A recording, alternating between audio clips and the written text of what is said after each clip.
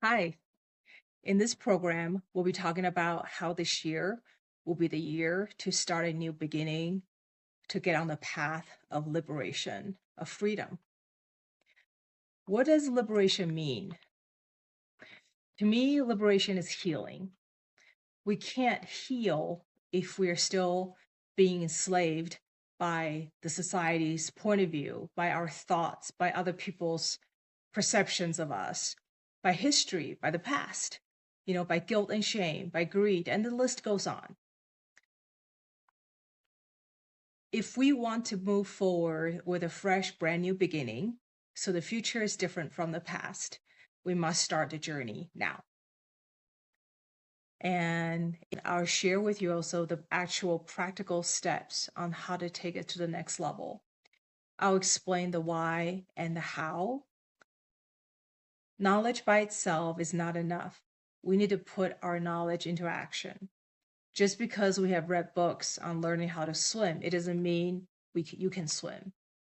We must get into the water, move our arms and legs, and breathe, right?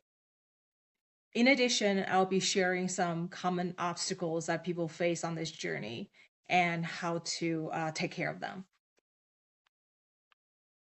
For me, the second part of this program was a game changer. I spent more than a decade focusing on just meditation alone. And until I added sound energy to my daily life, things just felt stagnant and passive for a long time. So we'll talk about how important it is to cultivate our energy in order to do this work. This is truly an exciting time in our human history. The Earth is going through her own evolution. The stars and planets are lining up in ways that we've never seen before.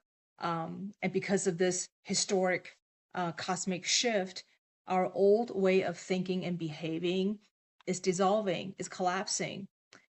And the old way of governing this world, for example, domination, competition, fear and separation, you will see on a global level, if the systems are operated by domination, competition, fear, and separation, those systems will be dissolving. Things will be replaced instead by love, by compassion, connection, togetherness, and forgiveness. So if we're moving forward in peace within ourselves, in the world, we must change how we think and how we act. The way we look at who we are, for example, has to be changed. And we'll talk about that later in the program. So many of us have chosen to be here, believe me or not, to participate in this evolutionary journey. Did you know that? So that's great. We all chose to be here, whatever you say, right?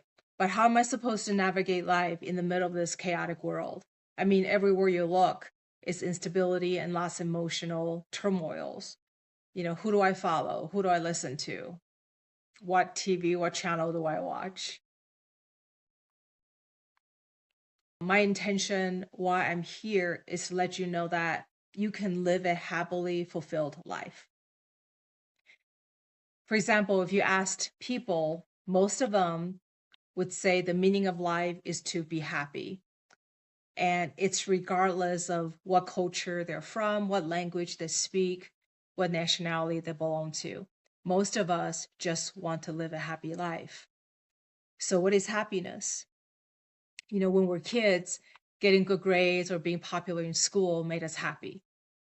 Now, when you go to high school, getting into a good college will make us happy. And after college, getting a good paying job will make us happy. And then, you want to find someone to get married, and that definitely will make us happy, right? At least for a while.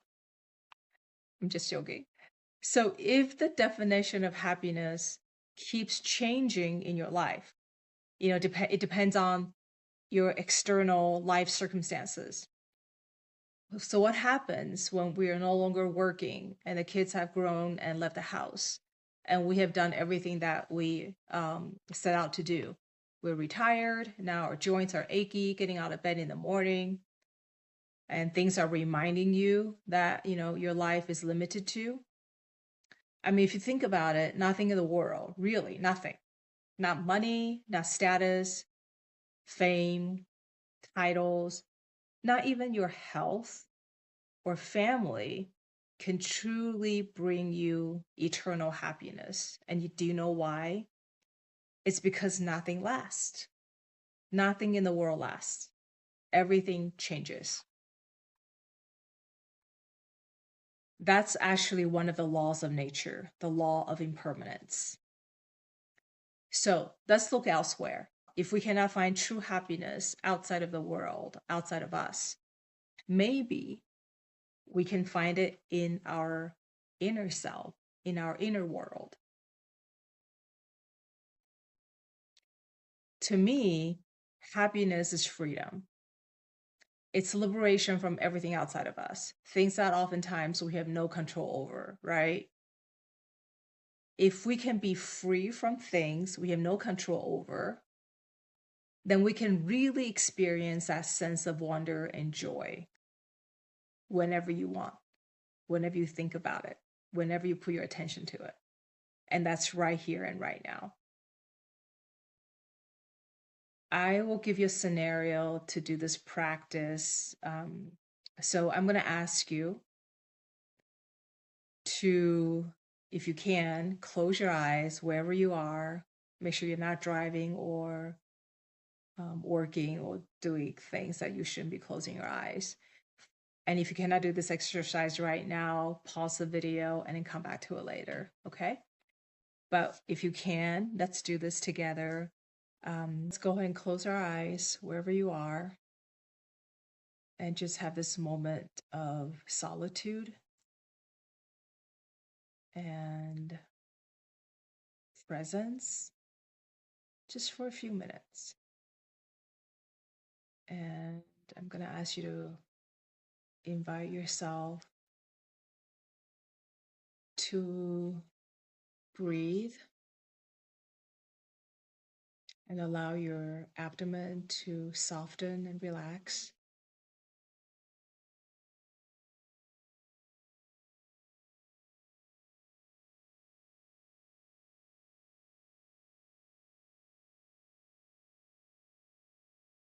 And now imagine yourself sitting in a spaceship and you're traveling from another planet and you're visiting Earth. You're visiting this beautiful blue planet from outer space. And you're being transported in this spaceship, ready to be dropped to Earth and visit the Earth. And let's just say you don't even know what you look like. You have just been formed. You have just been made in this human body, but you don't know what you look like.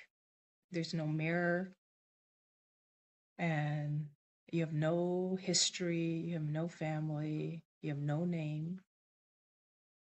There's nothing you know about you.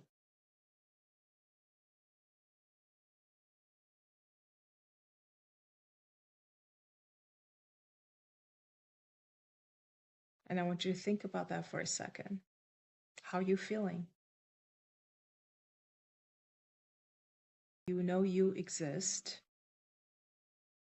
but you don't know anything else that comes with this form, that comes with this body, right?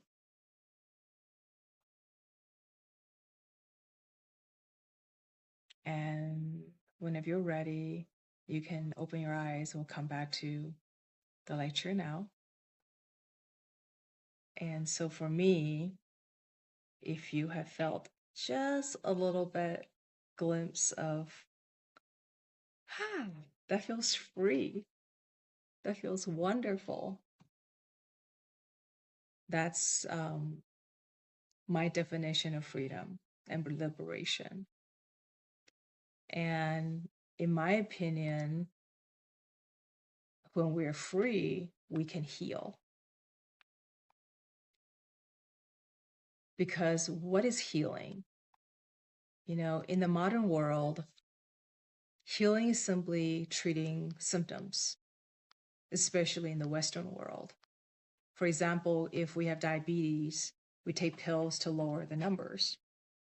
The doctors manage our physical symptoms. We, the Americans, are one of the sickest countries in the world.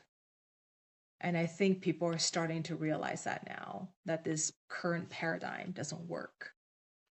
Now, I'm not talking about, acute issues like infections or accidents and injuries. I think the invention of antibiotics and the screws and plates for fixing orthopedic injuries are amazing. But I'm talking more about chronic illnesses, um, things that we were told that we'll have to live with. Um, and in my opinion, the word healing, should include every aspect of who we are. Um, and we are made of these different components, the physical part of us, the mental part of us, and the spiritual part of us. So I'll use the health of a plant as an example. Let's just say you went on a vacation for 2 weeks. You came home and you found out that the plant sitting in the living room has had some yellow leaves now. A couple of them have turned yellow. So what would you do? You probably immediately would add water to it, right? We treat the cause of the issue, which is the lack of water, right? In contrary, in today's Western world, we try to paint the leaf green. We treat the symptom. I mean, you think about that, that's kind of absurd, isn't it?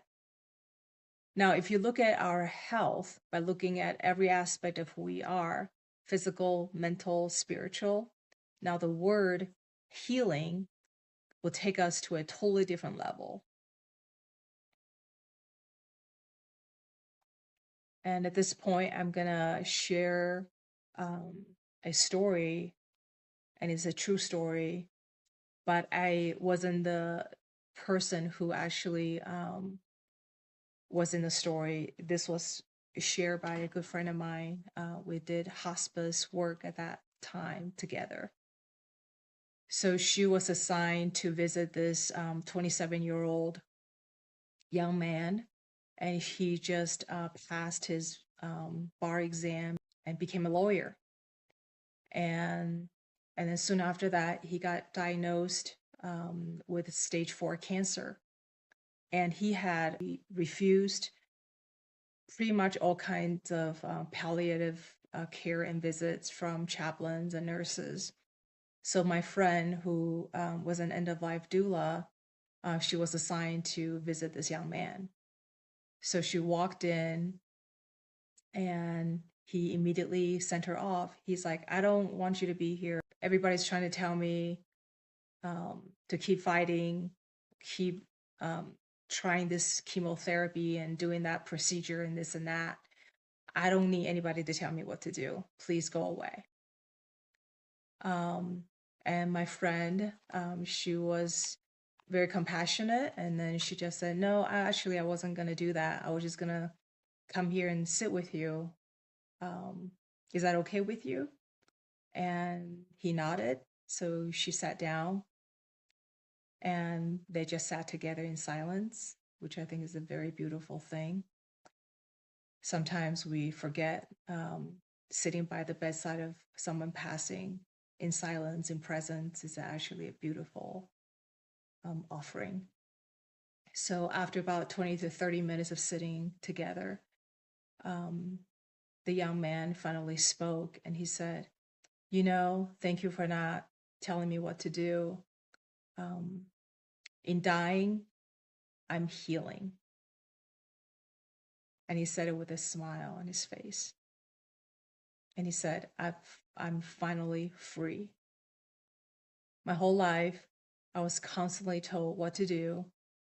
I had to have good grades, always trying to make my parents happy.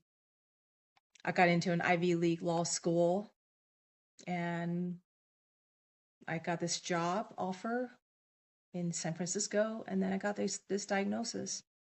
And I know I only have a few weeks to live, but I am the happiest right now. I have never felt this free in my whole life.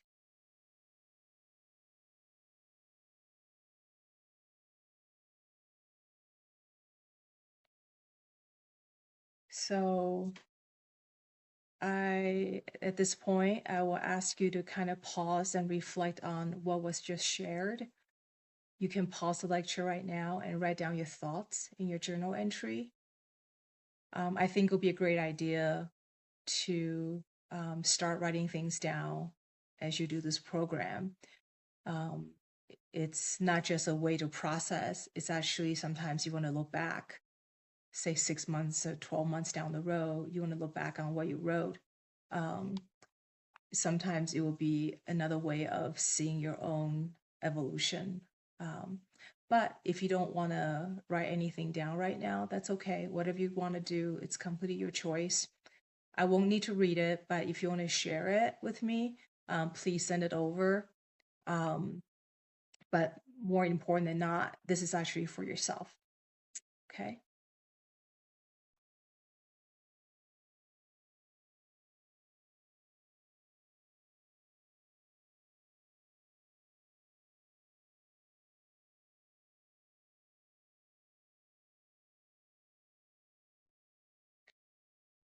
Coming from a medical background myself, I'm very aware of the current dysfunctions in our medical system. There are many limitations of the current medical system in approaching chronic illnesses. And as I mentioned already, we tend to focus on symptoms and not the root cause. And for example, my personal experience as a foot doctor in my previous life, I would see people with plantar fasciitis all the time, which it's a very common phenomenon. The underlying cause is usually tightness of the tendons. So do we tell people to stretch, or do we just offer an injection to take care of the pain and the inflammation, right? But if you just do the injection without treating the tightness, the symptom will come back almost always.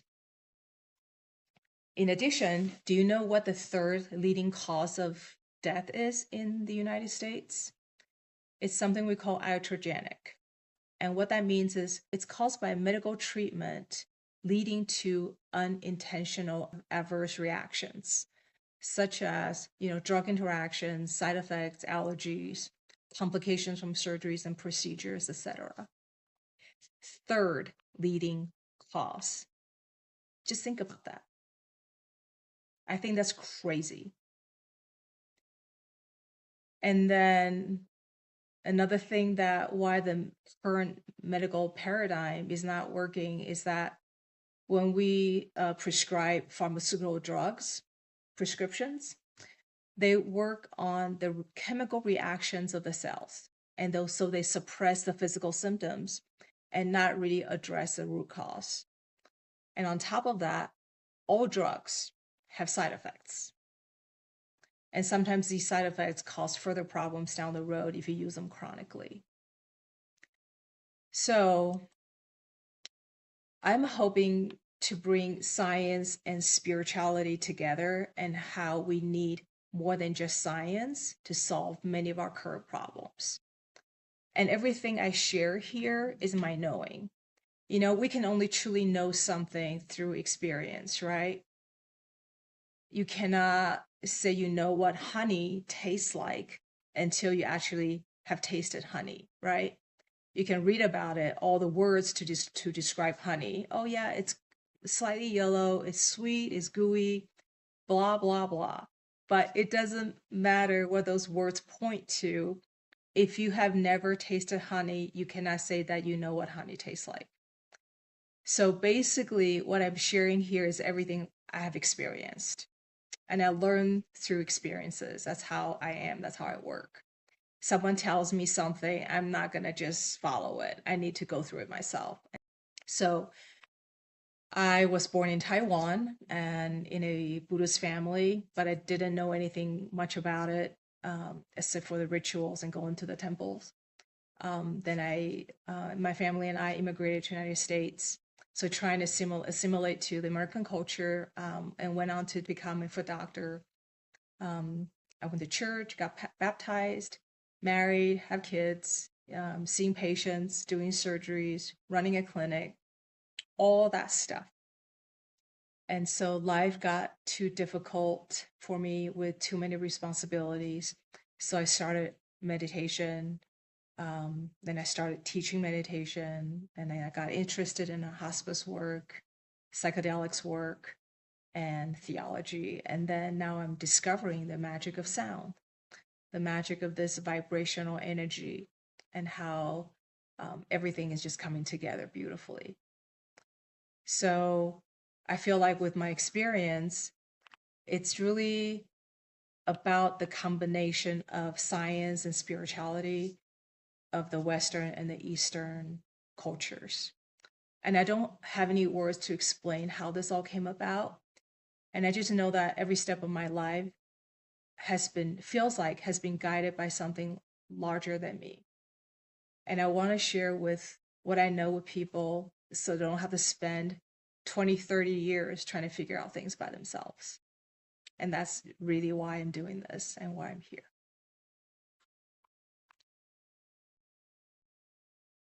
As we proceed, we'll find that truth is found in the marriage of Eastern and Western traditions and in science and spirituality.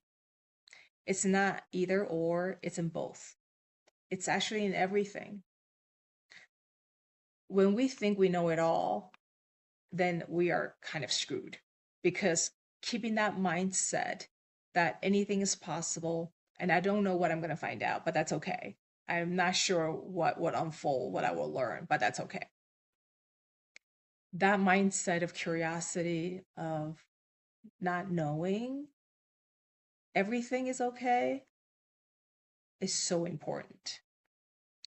In the very beginning of our civilization, we had focused so much on the concept of God and religion, right? Across cultures, you could see rituals that were super crazy and inhumane, including sacrificing, babies and animals. I can't believe the things that people used to do, right? And in the more advanced cultures, the concept of God and religion is tied, unfortunately, to fear and punishment. And guess what? People got tired of it now. So the modern human beings start to follow science. Evolution and God cannot coexist, right? If you believe in God, you cannot believe in evolution, vice versa. But who says? But anyway, so gradually, science has become this new God, this new golden calf that people are following now. So, what the newest science, which is quantum physics, has found is that what the Buddhists and the ancient Christians have been saying all along. We are all interconnected through a greater energy that comes from the source, the creating force or unity, consciousness, or God, or whatever people want to call it. If the word God creates a sense of fear and punishment in you, I'm so sorry, please forgive me. But if the word God means unconditional love, compassion, forgiveness, dignity, and equality to you, then God is what Jesus and many spiritual teachers have come to point us the direction back to this origin of life.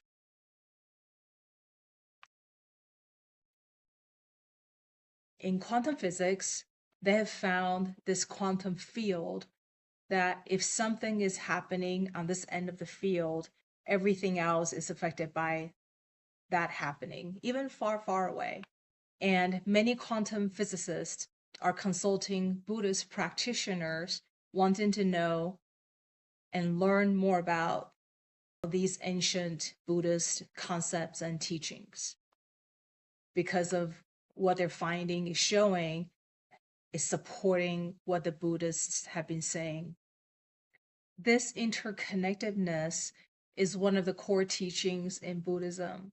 We're all interconnected. Our actions matter. Our thoughts matter. Nothing is separate. The beloved Buddhist teacher Thich Nhat Hanh, he used this word interbeing to show the interrelated dimensions in our being. And this concept actually is not only limited to Buddhism. In Catholic teachings, we're supposed to be all God's children, even the non-believers. No one is excluded. You know, the word Catholic literally means all embracing.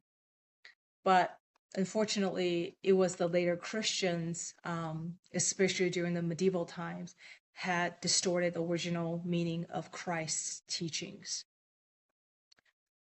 Another famous finding in quantum physics is this: our observation changes the behavior of what's being observed. I know if you are hearing this for the first time, it might take a while to kind of sink in. So they found in this double slit experiment that an electron particle changes its behavior, how it behaves, depending on whether it's being observed or not. So if it's being measured, it behaves, for example, as a waveform, versus when it's not being measured, it's behaving in a particle form, for example. And this is huge. This is one of the famous findings in quantum physics to kind of tie, in my opinion, the world of science and the world of spirituality. So in a way, at the quantum level, observation is participation. You know, the act of observation is actually a creative process. If you think about that, it's pretty fascinating, isn't it? Now, if we take this to the level of our consciousness, it means that our mind energy, what we think, how we perceive things, gives us to our physical world. In other words, our intention, our mind, actually can change our physical reality. Have you ever heard of the prayer study that involved praying over Petri dishes? So a group of people prayed and sent, these positive thoughts to a Petri dish. And then there's another group that sent negative thoughts to another Petri dish. And then there's a control group, which means that nothing was done to that Petri dish. And the results are fascinating. The dish that got preyed upon with positive thoughts had the most growth. So what this shows me is that our intention sends an invisible energy that we can't see, and that affects the outcome. So this intention, this consciousness, energy, whatever you want to call it, but just because we can't see it doesn't mean it doesn't exist, right? But it's not being recognized in the science world until now, because now we can actually prove its existence through its effect.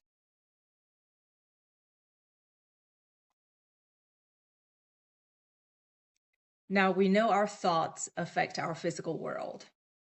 So let me ask you a question. Where do you spend most of your brain's energy on a day-to-day basis?